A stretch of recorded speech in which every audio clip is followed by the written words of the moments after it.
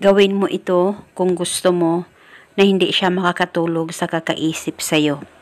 Simula nung nag-away kayong dalawa at hanggang ngayon ay binaliwala ka pa rin niya. Kaya ngayon, maituturo ako sa inyo na ritual. Ito'y simpleng gabay at simpleng pamamaraan at paniguradong ito ay makakatulong sa inyo. At hindi siya makakatulog sa kakaisip sa'yo pagkatapos mong gawin ang ritual na ito. Basta gawin ito sa mabuti at hilingin ng buong puso. Napakasimple lamang po itong ritual at paniguradong ito'y napaka-epektibo.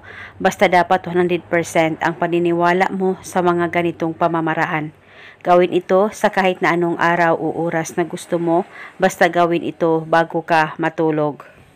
Ang gagawin mo lamang, kumuha ka ng papel at panulat at isulat sa papel ang kanyang tunay na pangalan at apelido ng 3 beses.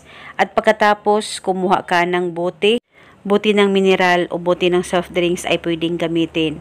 At pagkatapos, kunin mo yung papel na sinulatan mo ng kanyang pangalan, i-roll ito at saka isilid ito sa loob ng bote na inihanda mo. At pagkatapos, kunin ang bote, ilapit sa bunganga mo, pakaisipin mo siya ng mabuti at ibulong mo ang spell na ito. Pangalan at apelido. Ngayon, ikaw ay hindi makakatulog sa kakaisip sa akin. Ibulong mo lamang ito ng 3 beses.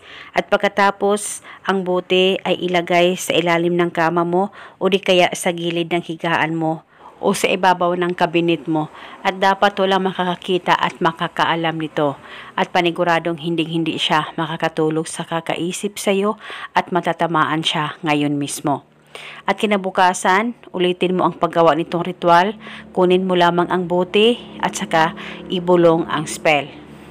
At gawin itong ritual hanggang kailan mo gusto.